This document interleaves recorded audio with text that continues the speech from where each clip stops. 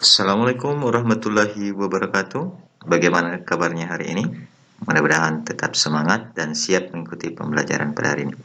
Pada hari ini kita akan belajar dua pembelajaran pada tema 2 subtema 2, yaitu pembelajaran 1 dan pembelajaran 2. Sebelum pembelajaran dimulai, mari kita berdoa menurut agama dan kepercayaan masing-masing.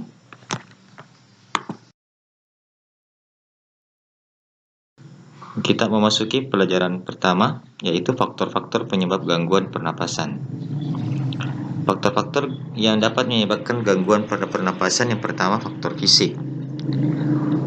Adanya kelainan pada organ pernapasan dapat menyebabkan gangguan pernapasan, misalnya pada bayi yang terlahir prematur atau lahir dini. Pernapasannya mungkin belum sempurna sehingga memerlukan alat bantu pernapasan. Faktor yang kedua, faktor penyakit. Banyak penyakit bisa menyebabkan gangguan pada pernapasan, misalnya influenza, asma, bronkitis, emfisema, dan kanker paru-paru.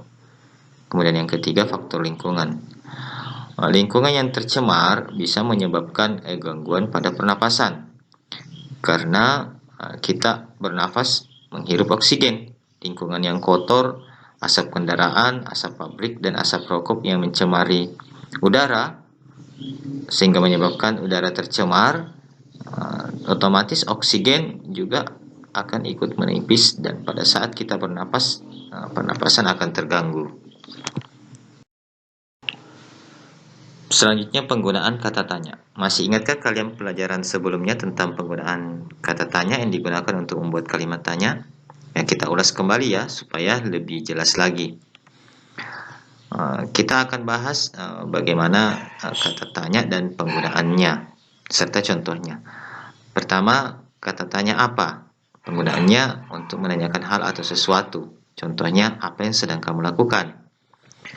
Yang kedua, siapa? Penggunaannya untuk menanyakan orang. Contoh, siapa nama adikmu? Kata tanya yang ketiga, mengapa? Penggunaannya untuk menanyakan sebab. Contoh, mengapa Budi terlambat? Kata tanya yang keempat, bagaimana? Kata tanya ini untuk menanyakan cara atau keadaan. Contoh, bagaimana cara membuat kue bolu. Yang kelima, kapan? Kata tanya kapan digunakan untuk menanyakan waktu. Contoh, kapan Rudi datang. Kemudian yang keenam, di mana? Kata tanya ini untuk menanyakan tempat. Contoh, di mana Wendy sekolah. Sekarang kita memasuki pembelajaran yang kedua, yaitu gangguan pernapasan manusia dan properti tari.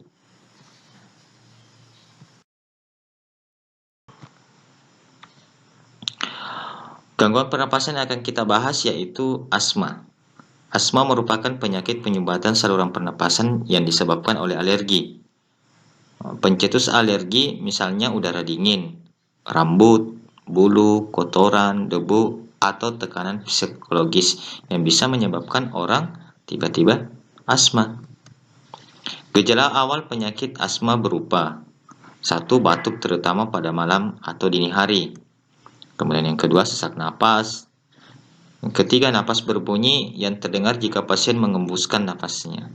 Yang keempat, rasa berat di dada. Dan yang kelima, dahak sulit keluar. Dalam perkembangannya, pasien berpenyakit asma dapat mengalami gejala berat. Gejala berat adalah keadaan awal darurat yang mengancam jiwa. Gejala berat asma meliputi 1. Serangan batuk hebat, 2. Sesak napas yang berat, 3. Napas tersengal-sengal, 4. Sianosis atau kulit kebiruan yang dimulai dari sekitar mulut, 5. Sulit tidur. Kemudian yang keenam, kesadaran. Sekarang kita memasuki pembahasan yang kedua, yaitu tentang properti tari. Properti tari adalah benda-benda yang digunakan sebagai alat untuk mendukung ungkapan suatu gerakan dalam tari. Fungsinya yaitu sebagai penambah nilai keindahan tarian yang ditampilkan dan juga sebagai penyampai makna yang terkandung dalam gerakan tari.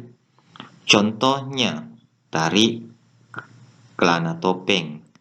Tari kelana topeng menggunakan properti berupa topeng, sampur atau selendang, dan keris. Bisa diperhatikan gambar di bawah ini ya. Ini adalah tari kelana topeng.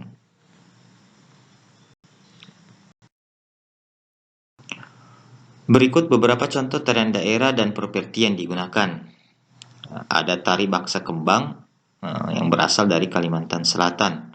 Properti yang digunakan adalah rangkaian bunga. Kemudian ada tari piring, berasal dari Sumatera Barat. Properti yang digunakan adalah piring. Kemudian tari kipas Pakarena dari Sulawesi Selatan menggunakan properti kipas. Tari legong dari Bali menggunakan properti kipas juga. Tari cakalele dari Maluku menggunakan properti parang dan tameng. Kemudian ada tari remo dari Jawa Timur yang menggunakan properti selendang. Dan terakhir tari rangguk ayak dari Jambi yang menggunakan properti rebana dan selendang. Silakan perhatikan gambar yang ada di samping. Kalian tentu tahu tari apakah itu dan properti yang digunakan.